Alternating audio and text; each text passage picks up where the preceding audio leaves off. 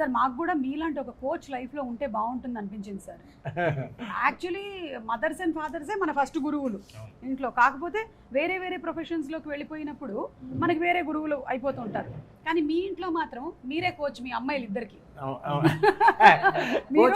జీవిత గారు మా అమ్మాయిలు మా జీవితాలతో పాటు మా అమ్మాయిలు ఇద్దరు కూడా కోచ్ నాకు. వాళ్ళు కోచింగ్ ఇస్తున్నారా సార్? అంటే ఈ సినిమా చేసేటప్పుడు ఫస్ట్ చేద్దామా వద్దా దాంట్లో డిస్కషన్. ఆ డిస్కషన్లో మా అమ్మాయి ఇద్దరు జీవిత ఉంటూ ఇది చెయ్యాలి మీరు నిర్ణయించుకున్నారు కదా. లేదు సార్ సర్వా గారు సినిమాలో మనం చేయడం అలా మన ఇదైపోతుందా అన్నట్టు నేను అడిగాను. అదంతా ఏం లేదు daddy, first position second position అంతా మీ కాలంలో ఇప్పుడు అన్నీ మారిపోయింది. ఎవరు సక్సెస్ ఉన్నారో